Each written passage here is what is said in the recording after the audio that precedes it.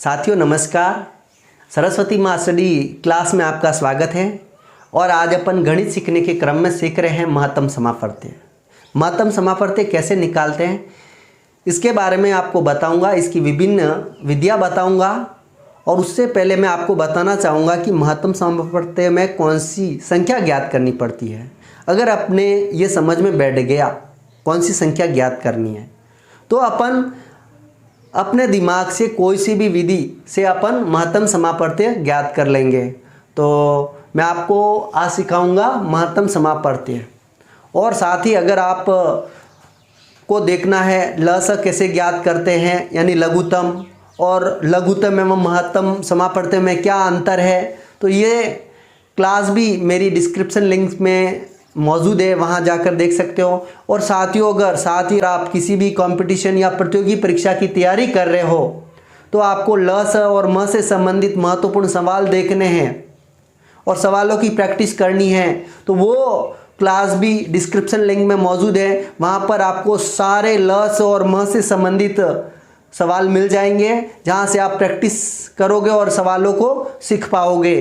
तो आज अपन देखते हैं म स कैसे ज्ञात करते हैं, और इसके लिए आपको लास्ट तक मेरी क्लास से जुड़े हुए रहना पड़ेगा, क्योंकि मैं ऐसी ट्रिक्स बताऊंगा जिससे आप सरल विधि से म स ज्ञात कर पाओगे। इसलिए लास्ट तक मेरी क्लास से बने रहिए। अब अपन देखते हैं महत्तम समापवर्त्य। इसको शॉर्ट में म स बोलते हैं और इंग्लिश में HCF यानी हाईएस्ट कॉमन फैक्टर। तो सबसे पहले अपन देखते हैं म स में अपने को क्या ज्ञात करना होता है। अगर अपने को ये पता चल गया म स में ये ज्ञात करना है तो अपन अपने दिमाग से भी म स ज्ञात कर लेंगे। तो मैं आपको सबसे पहले बताता हूँ म स में क्या होता है। वह बड़ी से बड़ी संख्या जो दी गई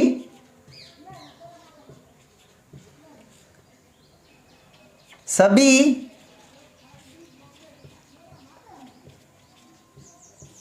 संख्या को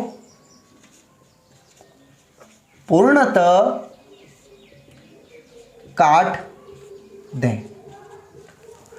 अब अपने को ये परिभाषा समझ में आ गई है, यहाँ पर क्या पूछा गया वो समझ में आ गया है, तो अपन म स आराम से ज्ञात कर देंगे कौन सी भी विधि से। अब मैं बताता हूं, वह बड़ी से बड़ी संख्या ज्ञात करनी है जो दी गई सभी संख्या को पूर्णतः काट दे।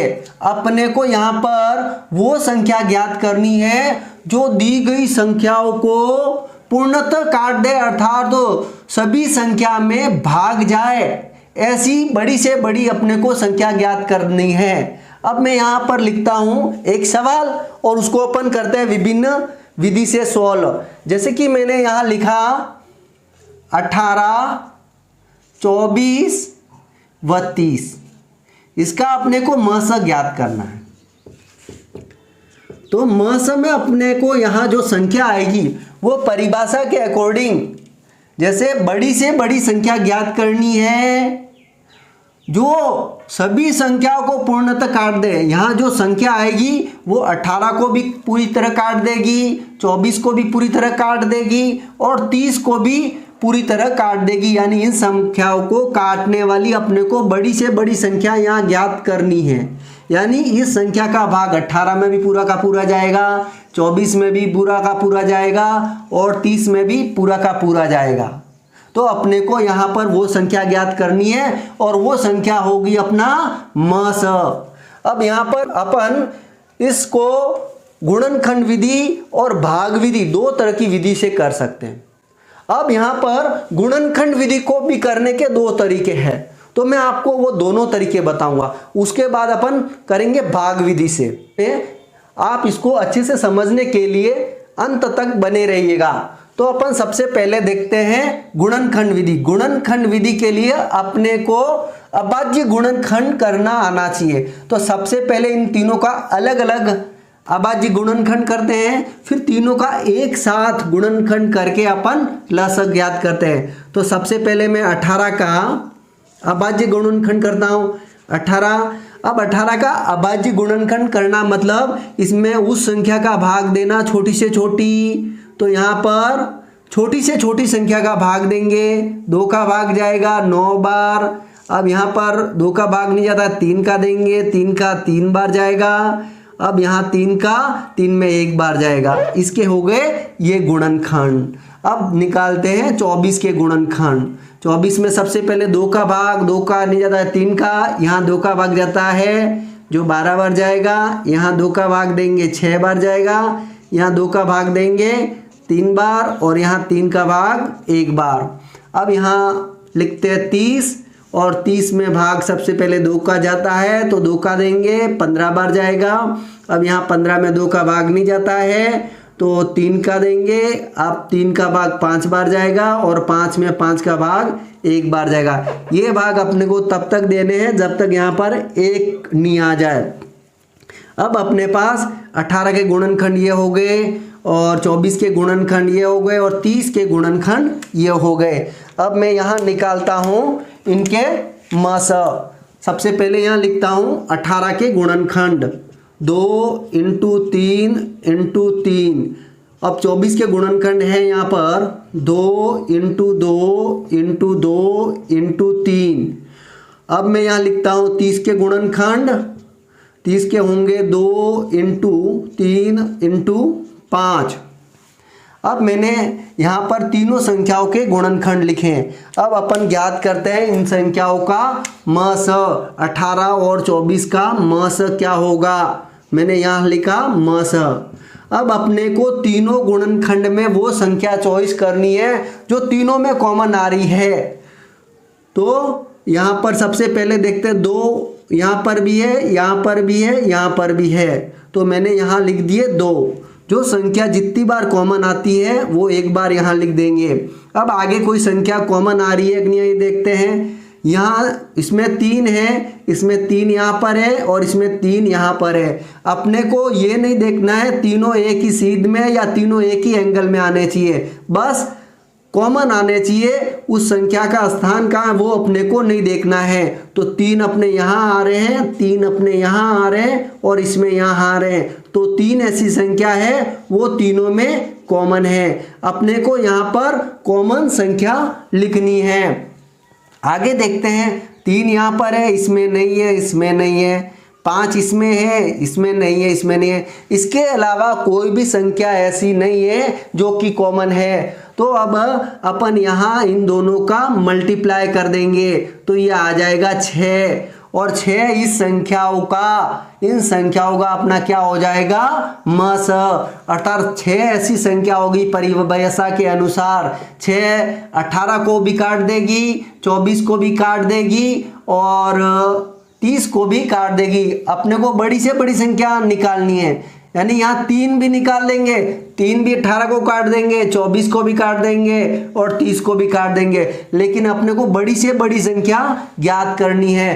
तो 6 अपने मस बना तो 6 इन सभी संख्याओं को काट देती है। अर्थात काटना मतलब 6 का भाग 18 में भी पूरा का पूरा जा रहा है, 24 में भी पूरा का पूरा जा रहा है और 30 में भी पूरा का पूरा जा रहा है। तो ये एक हो गई सभी के अलग अलग गुणनखंड करके अपन ने इसका मस निकाला। अब अपन तीनों का एक साथ गुणनखंड करके भी मस ज्ञात कर सकते हैं। अब मैं यहाँ तीनों संख्याओं को एक साथ लिखता हूँ 18, 24 व 30।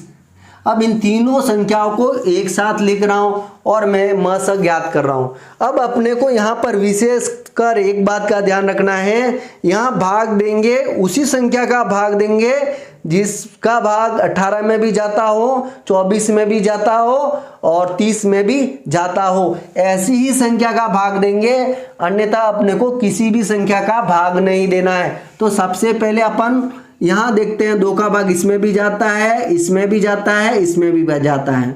तो यहाँ देंगे 2 का भाग। 2 का भाग 18 में 9 बार जाएगा, 24 में 12 बार जाएगा और 30 में 15 बार जाएगा। अब देखते हैं यहाँ पर 2 का भाग और जाता है कि नहीं जाता है। सब में 2 का भाग 9 में नहीं जाता है, 12 में जाता है और 15 में नहीं जाता है। अगर 2 का भाग सब में जाता तो ही 2 का भाग देते। अब देते हैं अपन यहाँ 3 का भाग। 3 का भाग तीनों में जा रहा है कि नहीं जा रहा है? 3 का भाग इसमें जाता है, इसमें जाता है, इसमें जाता है, तो यहाँ हम देंगे 3 का भाग। 3 का भाग यहाँ जाएगा 3 बार, 3 का भाग यहाँ जाएगा 4 बार, और 3 का भाग यहाँ जाएगा 15 में 5 बार। अब अपने पास आ जाएंगे 3 4 5। अब 3 4 5 में अपन भाग देंगे 3 का। 3 का इसमें जाएगा, इसमें नहीं जाएगा। 3 का भाग इसमें जाएगा, इसमें नहीं जाएगा, इसमें नहीं जाएगा, 3 का नहीं देंगे। 4 का इसमें जाएगा, इसमें नहीं जाएगा, इसमें नहीं जाएगा। 5 में का इसमें जाएगा, इसमें नहीं जाएगा। तो अपने को ऐसी ही संख्या का भाग देना है जो तीनों में जा सके। अगर ये कंडीशन नहीं बनती है तो यहाँ अपने को स्टॉप कर देना है, उसके बाद अपने को कुछ नहीं करना है। भाग अपने को तब तक ही देना है जब तक तीनों में भाग जाता हो। अब अपन यहाँ क्या करेंगे, म स निकालते हैं। तो म स में अपने को जो आगे गुणनखंड प्राप्त हुए वो लिख देंगे 2 × 3। अब 2 और 3 का गुणा करेंगे तो अपने को 6 मिल जाएंगे। इस तरह सभी का एक साथ गुणनखंड करके भी अपन म स 6 ज्ञात कर सकते हैं। तो अपने को जो 6 मिलेगा वो 6 इन सभी संख्याओं को पूरी तरह काटेगा, अर्थात इन 6 का भाग इन सभी संख्याओं में पूरा का पूरा जाएगा। 18 में भी पूरा का पूरा जाएगा, 24 में भी पूरा का पूरा जाएगा, और 30 में भी पूरा का पूरा जाएगा। अब मैं आपको बताता हूँ दूसरी विधि, भाग विधि। बहुत ही सरल विधि है, उसको थोड़ा ध्यान से देखना और लास्ट तक मेरी क्लास से बने रहिए। अब मैं आपको बताता हूँ भाग विधि से म स कैसे ज्ञात करें। बहुत ही सरल तरीके से मैं बताऊंगा। अगर संख्या बड़ी हो तो अपन उस विधि का प्रयोग कर सकते हैं, भाग विधि का। तो इसको सीखने के लिए लास्ट तक मेरी क्लास से बने रहिएगा। तो मैं यहाँ पर 2 सवाल लिख लेता हूँ, 1872 और 1584 का म स ज्ञात करना है अपने को। और एक लिख लेता हूँ 3 संख्या में, यही संख्या और लिख दूँ, 1872, 1584, 336। इन दोनों का म स अपन भाग विधि से ज्ञात करते हैं। अगर 2 संख्या आ जाएगी कैसे करेंगे, और 3 संख्या आ गई तो अपन कैसे ज्ञात करेंगे। तो हम यहाँ क्या करेंगे, भाग विधि में हमेशा बड़ी संख्या में छोटी संख्या का भाग देना पड़े, चाहे छोटी संख्या आगे लिखी हुई हो या छोटी संख्या पीछे लिखी हुई हो, अपने को छोटी संख्या का बड़ी संख्या में भाग देना है। तो यहाँ पर अपन 1584 का 1872 में भाग देंगे। अब यहाँ पर स्वाभाविक है 1500 1800 भाग एक बार जाएगा, ये आ गए 1584। अब यहाँ पर इसमें से माइनस करेंगे तो 8, यहाँ पर भी 8, यहाँ बचेंगे 2। अब अपने को ये शेषफल आ रहा है उसका भाग इसमें देना है। तो यहाँ पर लिख देंगे 1584, ये भाग दे रहे। 284 का 1500 में भाग देंगे तो ये लगभग 300 के करीबन है, ये 1500 है, तो 3 5 15, 5 बार भाग देंगे।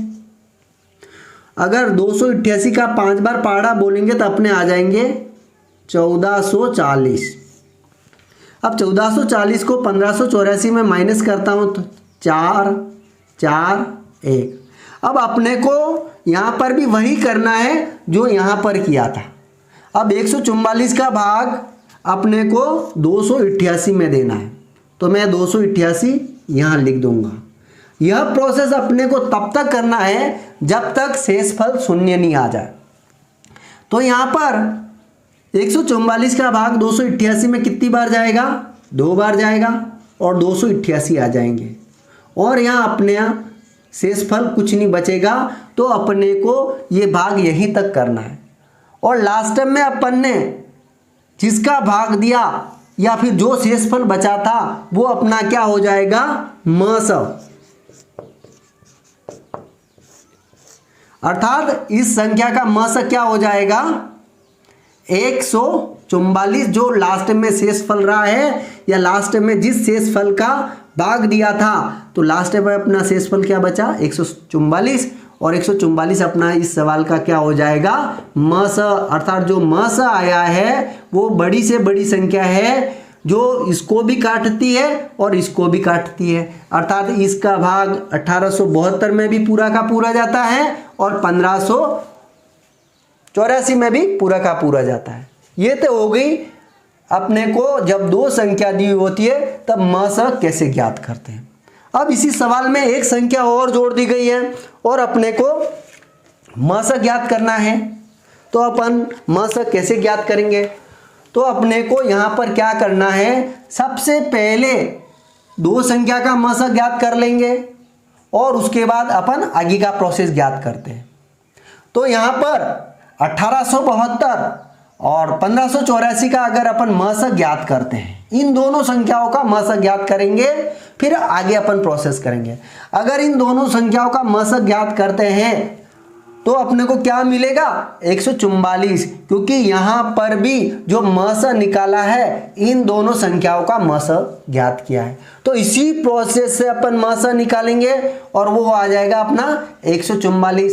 तो इन दोनों संख्याओं का जो म स आया वो क्या आया, 144। अब अपने को ले लेने 144 व 336, इनका म स निकाल देंगे। अब इन दोनों का म स निकालेंगे, वो इन तीनों का म स हो जाएगा। तो सबसे पहले दो संख्या का म स निकालेंगे, फिर दो संख्या का म स आने के बाद उस संख्या का और तीसरी संख्या का म स निकाल देंगे। अब इन दोनों संख्या में छोटी संख्या कौन सी है, 144। तो 144 का भाग किस में देंगे, 336 में। अब क्या करेंगे, 144 का भाग 336 में कितनी बार जाता है, 2 बार जाता है। 144 दूने कितने होते हैं, 288 होते हैं। अब यहाँ पर 336 में से 144 को माइनस करेंगे तो यहाँ पर बचेंगे 8 और यहाँ बचेंगे 4, यानी 48 बचेंगे। अब अपने को वही प्रोसेस करना है जो यहाँ किया था। जो ये शेष फल बचा है ना, इसका भाग किस में देंगे, ऊपर जो जिसका भाग देते हैं उसमें। यहाँ 144 का भाग दिया था तो शेष फल का भाग 144 में देते हैं। अब 48 का भाग 144 में दें तो 48 दूनी 48 तिया, और 48 का पहाड़ा 3 बार बोलेंगे तो 4 और 144 आ जाएंगे। तो 48 का भाग 144 में 3 बार जाएगा और ये आ गए 144।